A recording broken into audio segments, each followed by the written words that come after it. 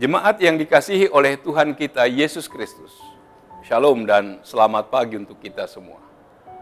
Firman kehidupan di pagi hari ini tertulis dalam 2 Korintus pasal 5 ayat 1. Karena kami tahu bahwa jika kemah tempat kediaman kita di bumi ini dibongkar, Allah telah menyediakan suatu tempat kediaman di sorga bagi kita, suatu tempat kediaman yang kekal, yang tidak dibuat oleh tangan manusia.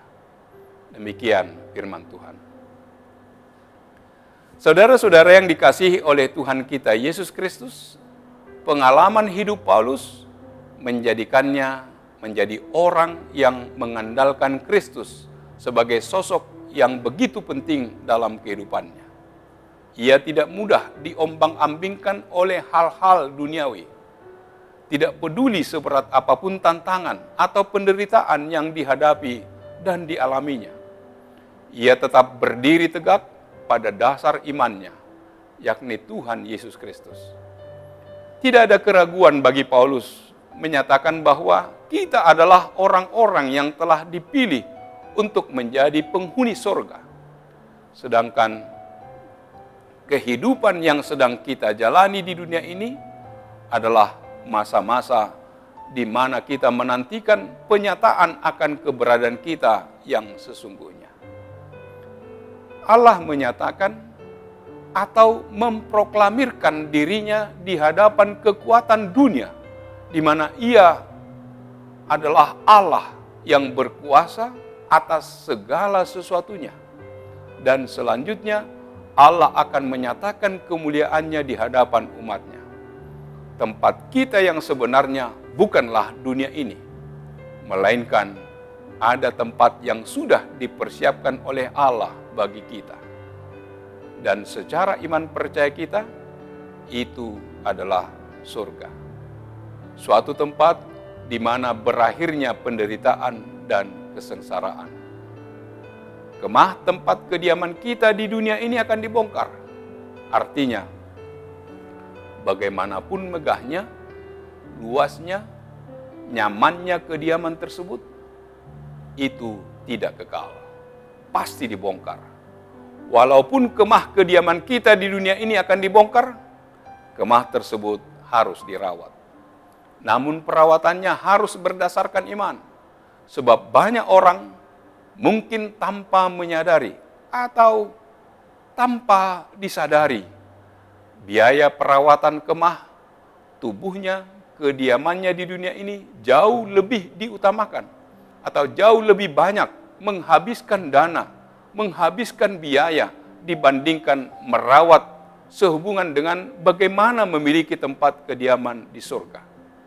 Artinya, biaya pertumbuhan imannya tidak sebanding dengan biaya perawatan kemah yang akan dibongkar. Oleh karena itu, kita perlu mengevaluasi iman kita. Bagaimana kita mempersiapkan diri untuk tetap hidup dekat bersama Tuhan. Bila kita mengalami kesusahan, mengeluh, bisa jadi itu merupakan jalan yang dipakai oleh Allah untuk kita, untuk lebih memurnikan pengenalan kita akan Dia.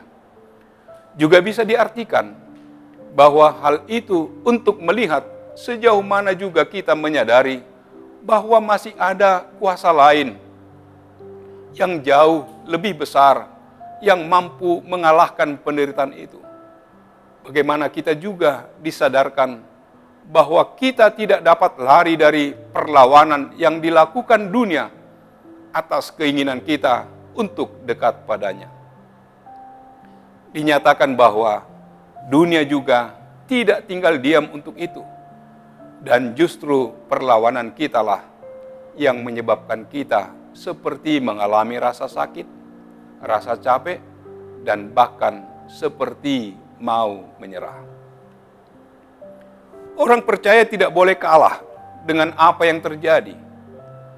Tapi kita harus sanggup melihat bahwa ada jaminan yang luar biasa, yakni jaminan roh. Roh ini memberikan kemampuan bagi kita untuk melihat proses pembentukan iman kita. Sehingga pada akhirnya kita menyadari betapa besar arti didikan Allah pada kita. Paulus tidak menutupi kekurangannya, namun keterbukaannya semakin mempertebal rasa percayanya akan kasih Allah.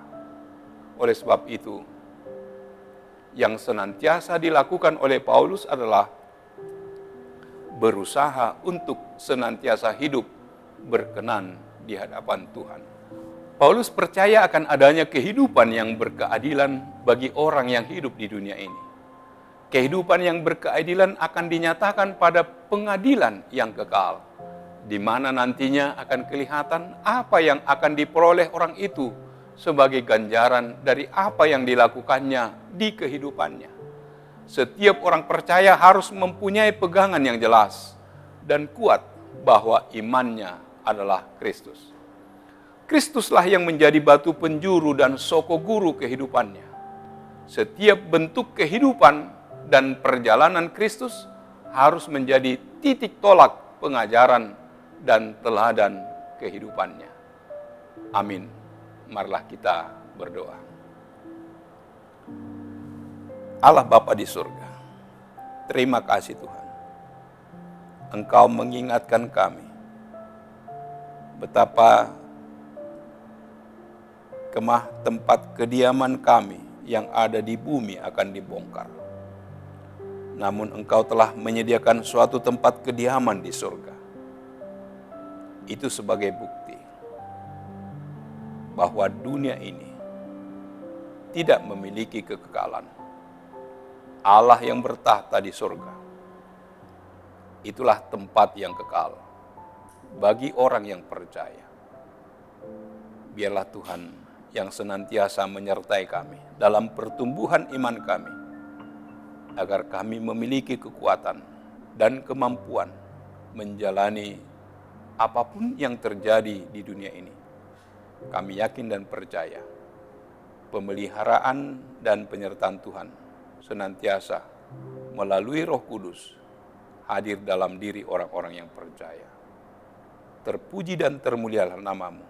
Dalam nama Yesus kami berdoa dan mengucap syukur. Amin. Anugerah dari Tuhan kita Yesus Kristus, kasih setia dari Allah Bapa, serta persekutuan dengan Roh Kudus kiranya menyertai kamu sekalian. Amin.